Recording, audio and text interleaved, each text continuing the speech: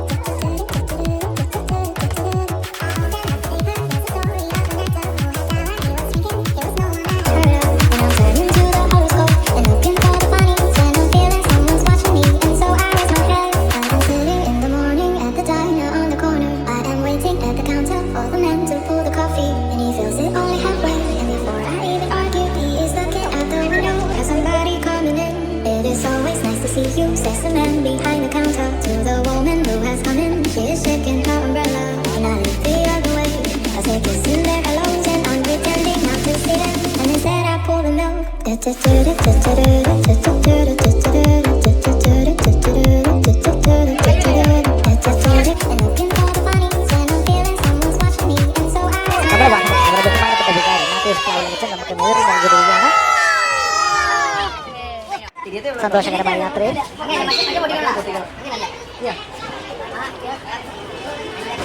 ചെറിയ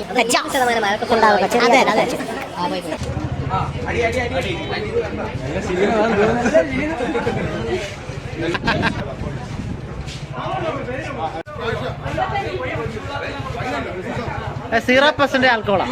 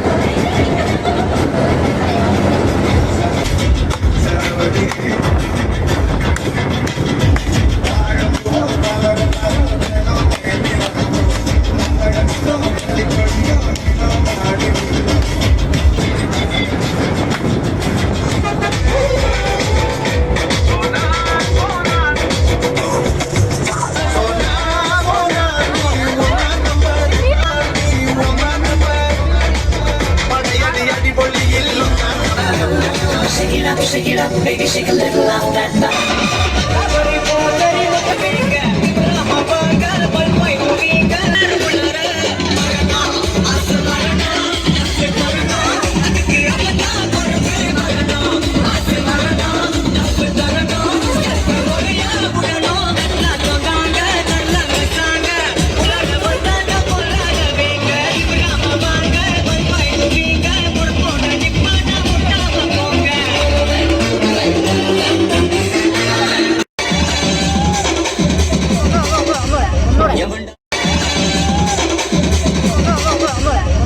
வேண்ட மேல எவடா கீழே எல்லா உயிரையும் ஒண்ணாவே வேண்ட மேல எவடா கீழே எல்லா உயிரையும் ஒண்ணாவே பாரு முடிஞ்ச வரைக்கும் அந்த சேர தலையில் எத்தி வச்சு கொண்டாட கூறு நியாயம் எதிர்த்து வரியா மதிப்பேன் அது என் பழக்கம்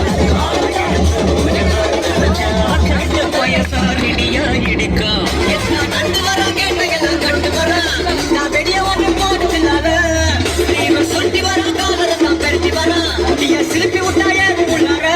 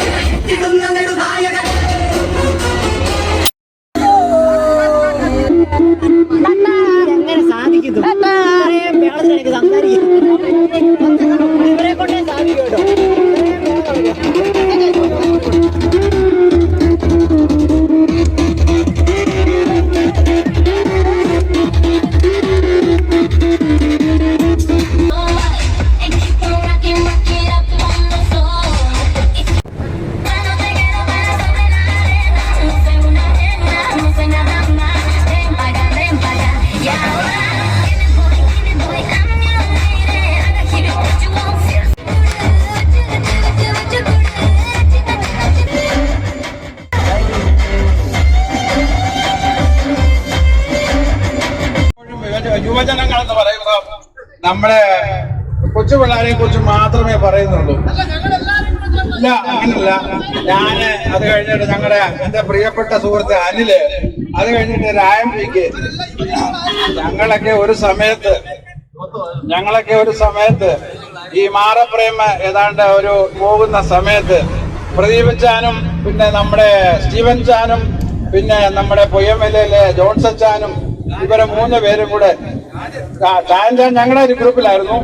ഒരു പ്രാവശ്യം ഇവര് 3 പേരും കൂടെ നമ്മള് ബെറ്റിരഞ്ജന്റെ അവിടെ ആ സ്ഥലത്ത് കരോളിന് പോയ സമയത്ത് അത് കഴിഞ്ഞതിന് ശേഷം പ്രദീപച്ചാനും ജോൺസച്ചാനും എല്ലാം കൂടെ പിരിഞ്ഞു. ഇത് എങ്ങനെ കൊണ്ടു നടക്കണമെന്ന് അന്നത്തെ യുവതലമുറയായ ഞാനും രായംപിക്കയും പിന്നെ രായൻചാന്റെ അനിയൻ റജീപിക്കയും, അത് കഴിഞ്ഞിട്ട് ഞങ്ങളുടെ വേറൊരു ആത്മാർത്ഥ സുഹൃത്തുണ്ടായിരുന്നു വിൽസൺ ജോർജ്, തേക്കുന്നുണ്ടിൽ വിൽസൺ ജോർജ്, അത് കഴിഞ്ഞിട്ട് ടൈറ്റസ്. ഇങ്ങനെ ഞങ്ങൾ എല്ലാവരും കൂടെ ചേർന്ന് ഈ കരോളും അത് കഴിഞ്ഞിട്ട് പുറക്കോട് YMCAയില് മാറപ്രേമിന്റെ ഒരേ ഒരു ശബ്ദം അന്ന് YMCA മാറപ്രേം മാത്രമേ ഉണ്ടായിരുന്നുള്ളൂ.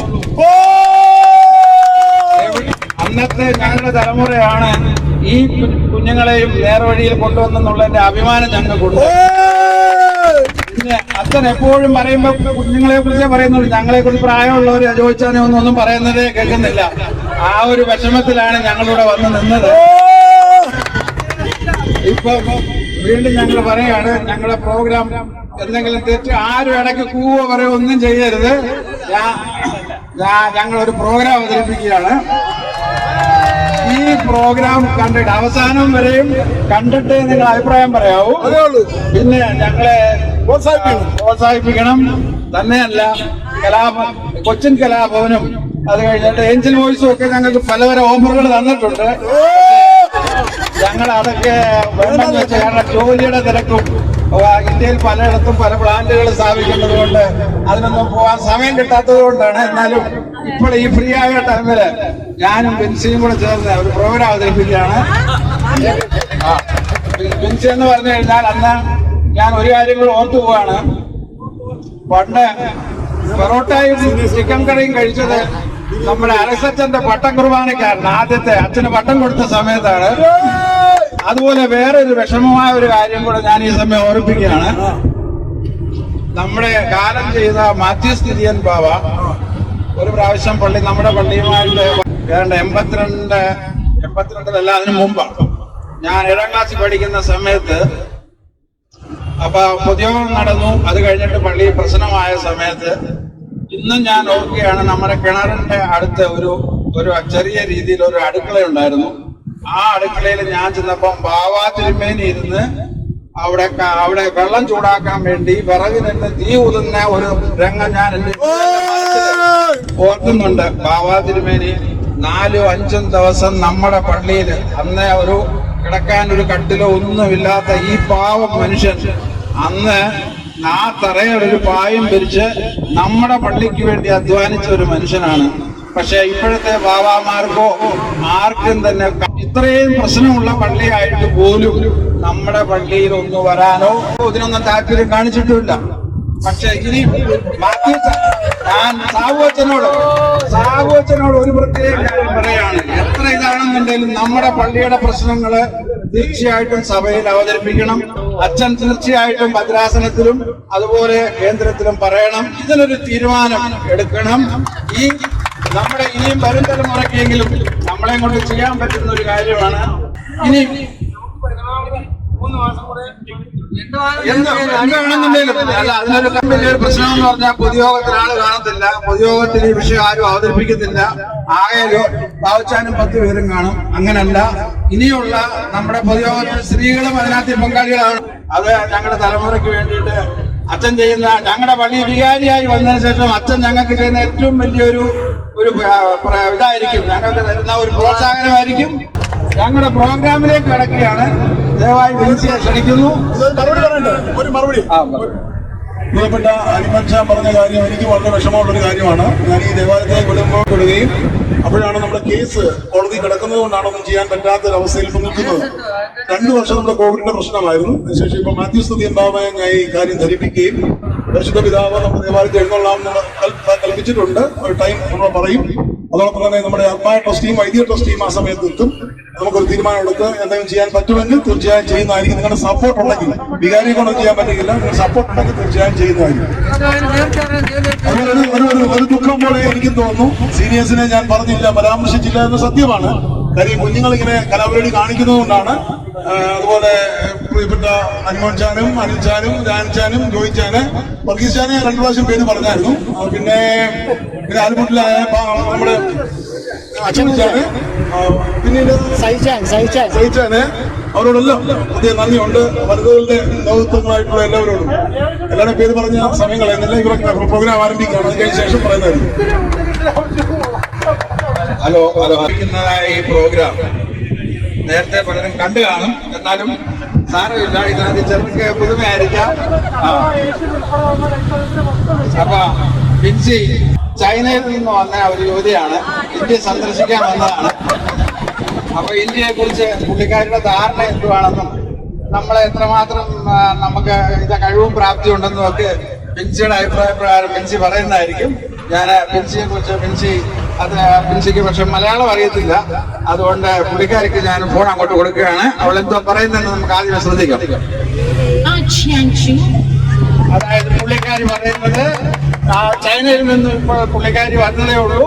പുള്ളിക്കാരിക്ക് ഇന്ത്യ കാണണമെന്നൊരു താല്പര്യമുണ്ട്. അതിനെ കുറിച്ച് പറയുകയാണ്. അതായത് അതിൽ പ്രത്യേകിച്ച് കേരളം എന്ന് പറഞ്ഞു കഴിഞ്ഞപ്പോഴത്തേക്കിന് പുള്ളിക്കാരിക്ക് വളരെ ഇഷ്ടപ്പെട്ടു. ഈ കേരളം എന്ന് പറയുന്നത് പുള്ളിക്കാരി പറയുന്നത് ദൈവത്തിന്റെ സ്വന്തം നാടാണ്. പക്ഷെ ഇപ്പോഴും പലരും പറയുന്നുണ്ട് ഇപ്പൊ പട്ടിയുടെ നാടെന്ന് പറയുന്നുണ്ട്. എന്നാലും ഇവരുണ്ടെന്നാണ് പറയുന്നത്.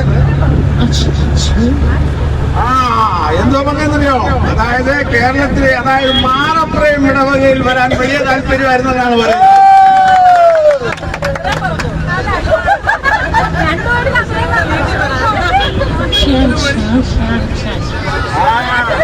അതായത് മാറപ്രേമിലെ യുവജനങ്ങൾ എത്രമാത്രം ആക്റ്റീവ് ആണെന്നാണ് പുള്ളിക്കാരി ഇപ്പൊ പറഞ്ഞുകൊണ്ടിരിക്കുന്നത്.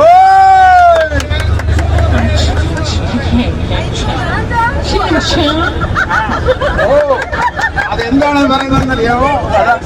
അതായത് അവർക്ക് മാറപ്രേമി വന്നപ്പോൾ അവര് നല്ല രീതിയിൽ നമ്മുടെ ഇതിന് വേണ്ടിയിട്ട് നമ്മുടെ പള്ളിക്ക് വേണ്ടി പ്രത്യേകം പ്രാർത്ഥിക്കണമെന്നാണ് പറയുന്നത്.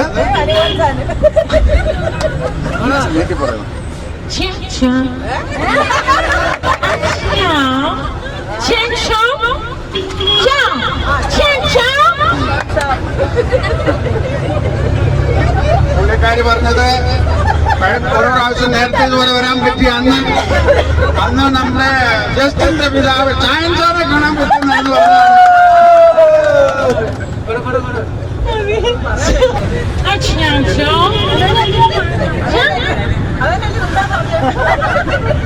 അപ്പൊ പുള്ളിക്കാരി പറയുകയാണെങ്കിൽ പുള്ളിക്കാരിക്ക് എന്തോ ഒരു മാന്ത്രിക ശക്തി ഉണ്ടെന്നാണ് പറയുന്നത്. അതിനെ കുറിച്ച് നിങ്ങൾക്ക് തെളിയിപ്പിക്കാമെന്നാണ് പറയുന്നത്.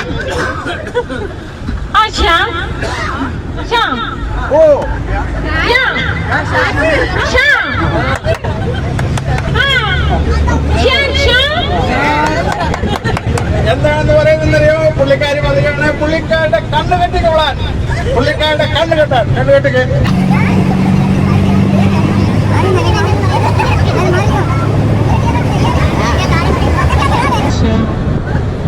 പുള്ളിക്കാരി പറയുന്നത് എന്താണെന്നറിയോ?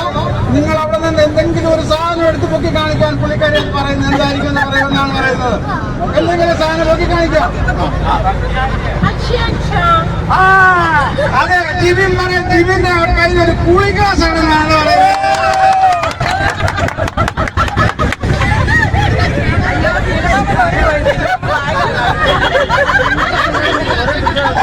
അല്ല, ഒരു വൈൻ്റെ കുപ്പിയുണ്ട്, ഒരു കൊടയും കാണിച്ചെന്നാണ് പറയുന്നതെന്നാ പറഞ്ഞത്.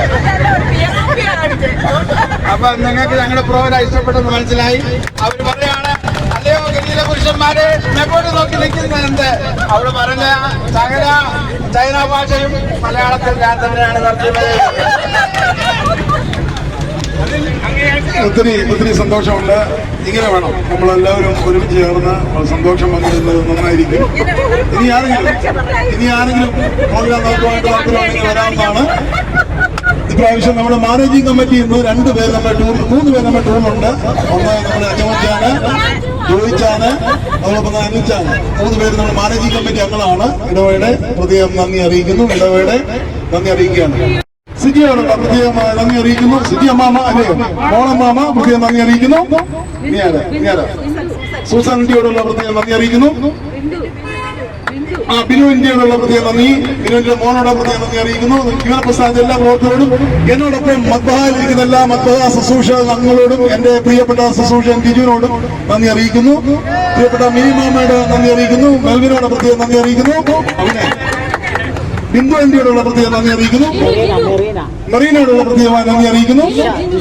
ജിനോ, ജിഷ എന്നിവരുള്ള പ്രത്യേകമായ നന്ദി അറിയിക്കുന്നു. സുബി അവിടെയുള്ള പ്രത്യേക ഷിബി, നമ്മളെവിടെ മെഡിക്കൽ സെന്ററിൽ ചെന്നാൽ നമ്മെ കാത്തു പരിപാലിക്കുന്ന പ്രിയപ്പെട്ട ഷിബി ആന്റിയുള്ള പ്രത്യേക നന്ദി. നമ്മൾ അവിടെ ചെന്ന് കഴിയുമ്പോൾ നമ്മുടെ രക്തം കുത്തിയെടുക്കാനിരിക്കുന്ന പ്രിയപ്പെട്ട ബിന്ദു ആന്റിയുള്ള പ്രത്യേക നന്ദി അറിയിക്കുന്നു. നീ അറിവുണ്ടോ? നമ്മുടെ ഷേർലി ആന്റി പറഞ്ഞു. ഷേർലി ആന്റി പറഞ്ഞു. അത് ബിനു ആന്റി പറഞ്ഞു. ഷേർലി ആന്റി പറഞ്ഞല്ലോ. ഷേർലി ആന്റിക്ക് നന്ദി. നെബോനുള്ള പ്രത്യേകമായ നന്ദി അറിയിക്കുന്നു. ഇനി ആരെങ്കിലും പറയാനുണ്ടെങ്കിൽ എല്ലാവർക്കും ഒരിക്കൽ കൂടി നന്ദി പറയുകയാണ്. മർലിനോടുള്ള പ്രത്യേകമായ നന്ദി അറിയിക്കുകയാണ്. ഇനി ഏറ്റവും നന്ദി പറയേണ്ടത് എന്നോടൊപ്പം കടന്നു വന്ന എന്റെ പ്രിയപ്പെട്ട കൊച്ചമ്മയ്ക്കോ നന്ദി അറിയിക്കുകയാണ്. പ്രിയപ്പെട്ട ജോയലിനെ പ്രത്യേകം നന്ദി അറിയിക്കുന്നു. അതുപോലെ തന്നെ എന്റെ ഡ്രൈവർ സീറ്റിലിരിക്കുന്ന പ്രിയപ്പെട്ട സഹോദരങ്ങളോട് പ്രത്യേകമായ നന്ദി അറിയിക്കുന്നു. അവർ കേൾക്കുന്നു ഞാൻ വിചാരിക്കുന്നു. നേർക്കലുണ്ടോ? അനിൽ അങ്കിളിന്റെ ഭാര്യ ദീപാന്തി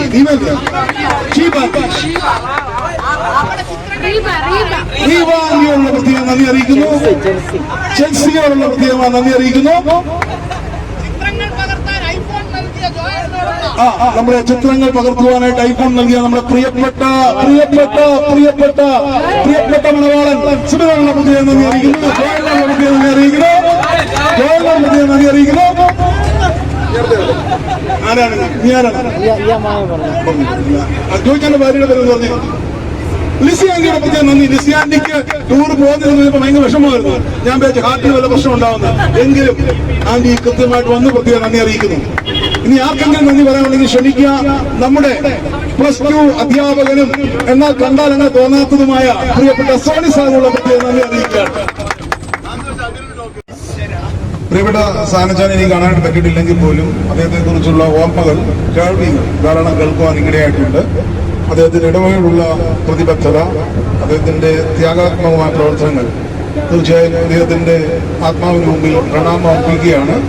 ജസ്റ്റിന് കൂടുതൽ ഉന്നതി ലഭിക്കട്ടെ എന്ന് പ്രത്യേകമായി പ്രാർത്ഥിക്കുന്നു. ഇങ്ങനെ പോയാൽ പോരാ, നല്ല നിലയിൽ എത്തണമെന്ന് ഞങ്ങൾ ആഗ്രഹിക്കുകയും ഞങ്ങൾ അതിനായിട്ട് പ്രാർത്ഥിക്കുകയും ചെയ്യുന്നു. ഇടവകയായി എല്ലാവിധ നന്മകളും അനുമോദനങ്ങളും നേരുകയും ചെയ്യുന്നു. ഇത്രയും നേരം എനിക്ക് വേണ്ടി പ്രാർത്ഥിച്ച, അല്ലെങ്കിൽ ഈ ഒരു നിമിഷം വരെ എൻ്റെ പപ്പയെ കുറിച്ച് ഓർക്കാനൊക്കെ ഉണ്ടായ ഒരു സാഹചര്യം എനിക്ക് വളരെ സന്തോഷമുള്ളതാക്കുന്ന ഒരു കാര്യമാണ്. പപ്പയിൽ നിന്ന് തികച്ചും വ്യത്യസ്തനായ ഒരു വ്യക്തിയാണ് ഞാൻ. എൻ്റെ വ്യക്തിത്വം എല്ലാം വ്യത്യസ്തമാണ്. പങ്കെടുക്കാവുന്നതാണ്. യുവജനങ്ങൾ അല്ലെങ്കിൽ നേരത്തെയുള്ള യുവജനങ്ങൾ അങ്ങനെയൊന്നുമില്ല. എല്ലാ യുവജനങ്ങൾക്കും പങ്കെടുക്കാം. കുസൃതി ചോദ്യങ്ങളാണ്. വ്യക്തമായ ഉത്തരം അറിയാവുന്നവർക്ക് ഉറക്കെ അലച്ചു പറയാവുന്നതാണ്. യാതൊരു പ്രശ്നമില്ല. അപ്പൊ പല്ലുകൾ ധാരാളം ഉണ്ടായാലും ആഹാരം കഴിക്കാത്തതാരും ബാക്കി നോക്കാൻ വ്യക്തമായ ഉത്തരം വേണം. അങ്ങനെ വീണ്ടും ഒരു ചേഞ്ച് ഉണ്ട്. നമ്മുടെ ലൊക്കേഷന് വീണ്ടും ഒരു ചേഞ്ച് ഉണ്ട്. അവിടെ വഴിക്ക് മോശമായതുകൊണ്ട് വീണ്ടും നമ്മൾ പള്ളിയിലേക്ക് തന്നെയാണ് പോകുന്നത്. പള്ളി കഴിഞ്ഞിട്ടായിരിക്കും പരുന്താപ്പാറ പോവുക. എന്തായാലും രണ്ടിടത്ത് പോകും. പരുന്താപ്പാറ നമുക്കൊന്നും കാണാൻ പറ്റത്തില്ല. ഓക്കെ, അപ്പോ നമ്മുടെ ചോദ്യത്തിലേക്ക് വീണ്ടും തിരിച്ചു വരാം. വ്യക്തമായല്ലോ. അപ്പോ പള്ളിയിൽ പോയിട്ട് അപ്പോ വീണ്ടും ചോദ്യം ഒന്നുകൂടെ. പല്ലുകൾ ധാരാളം ഉണ്ടായാലും ആഹാരം കഴിക്കാത്തതാര്? പല്ലുകൾ ധാരാളം ഉണ്ടായാലും ആഹാരം കഴിക്കാത്തതാര്? ഇവിടെ ഒന്ന് അതെ അതെ ഇതോ അതെ, ശരിയായ ഉത്തരം ചീഫാണ്. ശരിയായിട്ടുള്ള ഉത്തരം. നമുക്ക് അടുത്ത ഒരാളോടൊക്കെ ചോദിക്കാൻ നടക്കൂ. കുസൃതിയാണ്. ഞാൻ പറഞ്ഞു കുസൃതി ചോദ്യമാണ്. നിങ്ങൾക്ക് എല്ലാവർക്കും എൻജോയ് ചെയ്ത് ഉത്തരം പറയാവുന്നതാണ്. ഇത് നിങ്ങൾക്ക് എല്ലാവർക്കും അറിയാം. പക്ഷേ എങ്കിലും രസകരമായ ഒരു ചോദ്യമാണ്. ജയിക്കുമ്പോൾ പിന്നിലോട്ടും തോൽക്കുമ്പോൾ മുന്നിലോട്ടും പോകുന്ന കളി. ഇതിപ്പോ ഞാൻ പഠിപ്പിക്കുകയും നിങ്ങൾ ഉത്തരം പറയുകയും ചെയ്യുന്നൊരു ഫീലാണ് എനിക്ക് കിട്ടുന്നത്. അപ്പൊ ഓക്കെ, അടുത്തതാ നമുക്ക് ചോദിക്കാം. അപ്പോ അടുത്ത മധുരമുള്ള കര.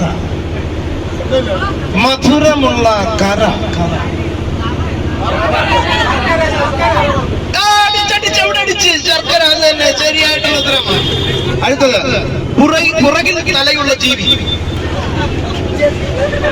ഇത് എനിക്കറിയത്തില്ല. Question cancer. കടയിൽ കിട്ടാത്ത റേഷൻ. ഏതാണ് കടയിൽ കിട്ടാത്ത റേഷൻ? 2-3 ഉത്തരങ്ങളുണ്ട്. ഈശ്വര, വൈബ്രേഷനും ഓപ്പറേഷനും എല്ലാം ശരിയാണ്. അതെ, ഓപ്പറേഷനാണ് നമ്മുടെ ശരിയായിട്ടുള്ള ഉത്തരം. പിള്ളേർ പറഞ്ഞു. അതാ വീണ്ടും മേടിച്ചിരിക്കുന്നു. ഒരിക്കലും ഒടിക്കാൻ പറ്റാത്ത വില്ല്. അതാ വീണ്ടും ശരിയായ ഉത്തരം മഴവില്ല്. അടുത്ത ചോദ്യത്തിലേക്ക്. സൂര്യനിൽ കാണാത്തത് എന്ത്? വിഷയമാണ് കേട്ടോ. അത് 2-3 അത് ശരിയാണ്. അപ്പൊ ചന്ദ്രന്റെ സംഭവം ശരിയാണ്. എല്ലാം കൂടെ ഇങ്ങനെ ഇരുട്ട് ശരിയാണെന്ന് എത്രയാണ്? ആരാണ് ഇരുട്ട്? ചാടിത്തുള്ളി വെളിപ്പോരുത്. അവിടെ നിന്നിരിക്കണം. സ്ത്രീകൾക്ക് ഇഷ്ടമുള്ള ഭരണം. വീണ്ടും ആഭരണം. ശരിയായ ഉത്തരം. ക്രിസ്ത്യാനിക്ക് ഇപ്പം അപ്പൊ ആഭരണത്തോടൊരു ചെറിയ താല്പര്യം. അല്ല, എല്ലാവർക്കും ഉണ്ട്. അപ്പൊ അടുത്തതായിട്ട് ആമയെ മറിച്ചിട്ടാൽ കിട്ടുന്നത് എന്താ? ഓ, വീണ്ടും കൊച്ചമ്മ. അങ്ങനെ അവിടെ ബാക്കിൽ കണ്ട ഒരു വാശി നടക്കുന്നുണ്ട്. ഇവിടെ ഞങ്ങൾ പറയുന്നുണ്ടോ? അപ്പൊ അങ്ങനെയാണെങ്കിൽ എങ്ങനെ? അപ്പൊ അതൊന്ന് സോർട്ട് ചെയ്യുന്നത് എങ്ങനെ? കൈ വെക്കുന്നത് ഭയങ്കര പാടാണ്. എങ്ങനെ സോർട്ട് ചെയ്യുന്നത്? താങ്കളുടെ ബുദ്ധിപരമായ ചിന്തയിൽ നിന്നാണ് വരുന്നത്? പറയുക. ഓക്കെ, ഹാഫ് അങ്ങനെ അടിക്കാം. രണ്ടുപേർക്ക് ഉത്തരം പറയാം. പിന്നെ ഈ സൈഡും അങ്ങനെ ഉത്തരം ഒരാൾ ഉത്തരം പറഞ്ഞാൽ എന്താണ്? വെറുതെ രണ്ട് സൈഡും അവൻ പൊന്തി അപ്പൊ രണ്ട് ഇതായിട്ട് ഇവിടെ വരണം. ഓക്കെ. 28 ദിവസമുള്ള മാസം ഏതാണ്? എല്ലാ മാസവും ഉണ്ട്. ഓ, വീണ്ടും ഇത് ശരിക്കും ഒരു വിഷയമുണ്ട് ഇവിടെ. ഇതെല്ലാവർക്കും പറയാൻ പറ്റും. അപ്പം ഒന്നെങ്കിൽ ഇതിനൊരു ഘടന ഉണ്ടാക്കണം. അല്ല, വേണ്ട, എല്ലാരും പറയട്ടെ. അതെ, എല്ലാരും വിജയികളാണ് കേട്ടോ, നമുക്കൊരു പ്രശ്നമില്ല. ഓക്കെ. ഓ, സോറി. ഓക്കെ. അപ്പൊ ഞാൻ ഈ സൈഡിലോട്ടാണ് ചോദിക്കാൻ പോകുന്നത്. തവളയുടെ വാ എവിടെയാണ്? ഈ സൈഡ്. ഓ, ഇതാ ഒരു പോയിന്റ് അവർ കരസ്ഥമാക്കിയിരിക്കുന്നു. വീണ്ടും ആർക്കും ഇഷ്ടമില്ലാത്ത അറ. പാസ് പോവും. ആർക്കും ഇഷ്ടമില്ലാത്ത അറ. അവിടെ പറയല്ലേ. ഇവിടെ അച്ഛൻ ഈ ടീമിലാവുമ്പോ അച്ഛൻ ഇവിടെ. ഓക്കെ. ആരാ ഇവിടെ നാട്ടിൽ പറഞ്ഞോ? ഉറക്കം പറയണം. കുറെ അറകളുണ്ട്. ഇപ്പൊ ശരിയാ. വോട്ട് കയ്യിലറ, അതൊരു ശരിയായിട്ടുള്ള അറയാണ്. അതും കറക്റ്റാ. കല്ലറയും കറക്റ്റാ. ഇതിപ്പോ കുറെ അറകളുണ്ട്. ഇപ്പൊ ഇഷ്ടമില്ലാത്ത ശരിയാണോ? എന്തോ ശരിയാണോ? അതെ.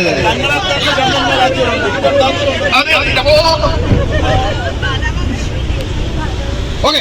അപ്പൊ വീണ്ടും ഈ സൈഡിലേക്ക് പോവുകയാണ്. സോണിയുടെ ക്യാപ്റ്റൻസിയിലൂടെ സൈഡിലേക്ക് വീണ്ടും നമ്മൾ തിരികുകയാണ്. വെള്ളത്തിൽ കിടക്കുന്ന മീനിനെ പിടിച്ച് മണ്ണിലിട്ടാൽ എന്ത് പറ്റും? ഇതാ ശരി ഉത്തരം. വീണ്ടും ഇതാ അച്ഛന്റെ സൈഡിലേക്ക് നമ്മൾ വീണ്ടും തിരികുകയാണ്. അടുത്ത ചോദ്യം. പോയിന്റ് 2 അമ്മോ. നോക്കണം. നീ നോക്കാം. അല്ല, മനു നോക്കാം. മനുവിന് പണിയൊന്നുമില്ല.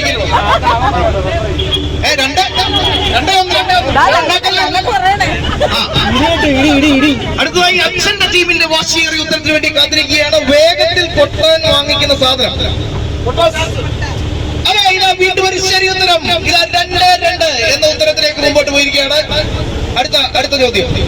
ഏറ്റവും തിരക്കുള്ള ഫുട്ബോൾ കളിക്കുന്ന രാജ്യം ഏതാണ്? ഞങ്ങളോടല്ലോ. അതെ, നിങ്ങളോട്. സോണി പറയൂ. ഏറ്റവും തിരക്കുള്ള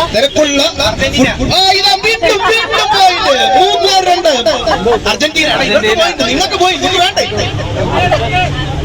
ഓക്കെ. അപ്പൊ അടുത്ത ചോദ്യം. 1947 ബ്രിട്ടീഷുകാർ ഇന്ത്യയിൽ നിന്നും പിൻവാങ്ങാനുള്ള കാരണം എന്ത്? എവിടെ?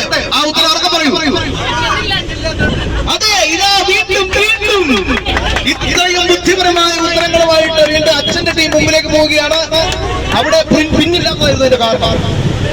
അപ്പൊ വീണ്ടും സോണി സാറിന്റെ ടീമിലേക്ക് വരികയാണ്. എപ്പോഴും തണുത്തു വിറച്ചിരിക്കുന്ന അക്ഷരം. അതെന്താണ് കാരണം? ഞാൻ വീണ്ടും കൊച്ചമ്മയുടെ ഭാഗത്തു നിന്നും ബി ശരിയായ ഉത്തരമാണ്. അപ്പോ അച്ഛന്റെ ഭാഗത്ത് വേണ്ടി നമ്മൾ പോവുകയാണ്.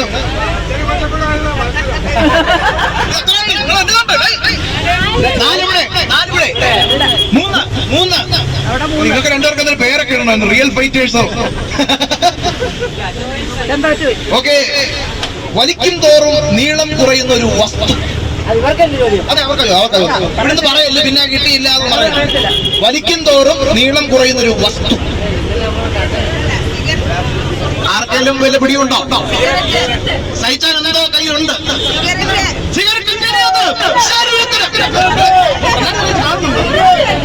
ശരി ഉത്തരം. വീണ്ടും ശരി ഉത്തരം. അച്ഛൻ വ്യക്തമാക്കണം.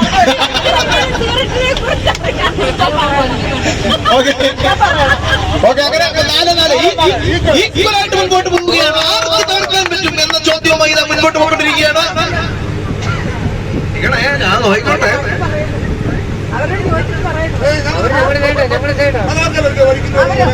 കേൾക്കണം, ഞാനിവിടെ കഷ്ടപ്പെട്ടാണ്.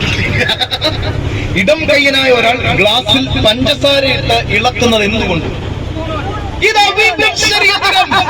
5-4. അടുത്ത ചോദ്യത്തിലേക്ക്.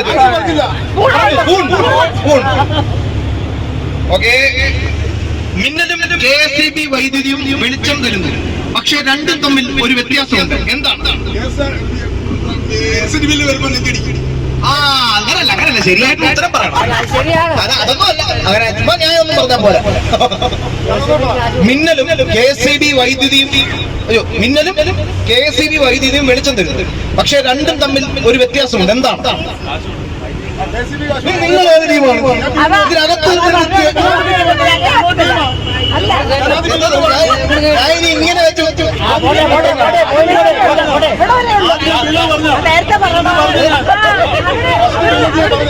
ബില്ലല്ല അച്ഛൻ നെഞ്ചിടിക്കുമെന്നാണ് പറഞ്ഞത്. അപ്പൊ വീണ്ടും ടീമിലേക്ക് അതല്ല ഒന്നുകൂടെ റഫറി മോട്ടറായിട്ട് കാര്യങ്ങളൊക്കെ വരൂ. എന്തുവാണ് നീ ഫ്രണ്ട് നീ അവിടെ ഇരിക്കുമ്പോ എന്നോട് കിട്ടണോ? വിഷയം ഉണ്ടാക്കുന്നത് അമലിനെ എഴുതിയിരിക്കാവുന്നതാണ്.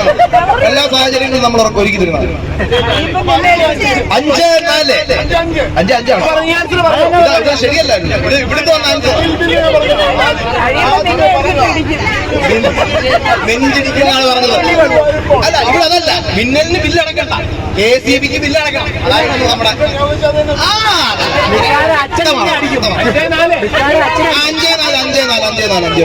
5-4 വെളിയിൽ നിന്നുള്ള കളിക്കാരെ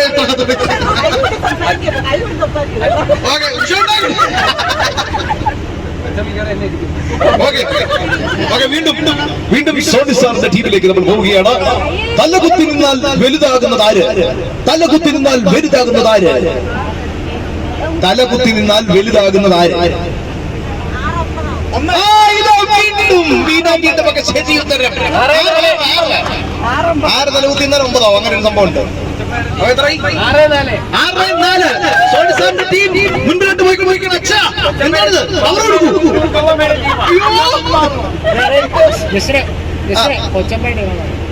എന്താണ് കൊച്ചമ്പട ടീമാന്ന് പറഞ്ഞാൽ അച്ഛന്റെ ടീമും കൊച്ചമ്പഴ ടീമും. അതെ, അപ്പൊ അച്ഛന്റെ ടീമും കൊച്ചമ്മയുടെ ടീമും അങ്ങനെ മാറ്റാം. അതാണ് കുറച്ചുകൂടെ കറക്റ്റ്. വീട്ടിൽ ചെന്നിട്ട് ഇവര് തമ്മിലൊരു സംസാരം ഉണ്ടാവണം. അത് എന്തെങ്കിലുമൊക്കെ നമുക്ക് സന്തോഷം കൊടുക്കണം.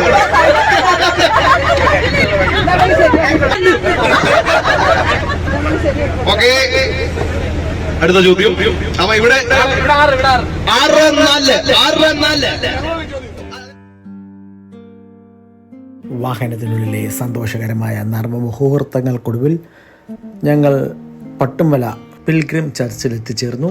കത്തോലിക്ക സഭയുടെ നിയന്ത്രണത്തിലുള്ള പട്ടുമല മാതാ പിൽഗ്രിം ചർച്ച് സ്ഥിതി ചെയ്യുന്നത് ഇടുക്കി ജില്ലയിലെ പീരുമേടിനടുത്താണ്. അവിടുത്തെ കാഴ്ചകളുമായി അടുത്ത വീഡിയോയിൽ കാണാം. നന്ദി.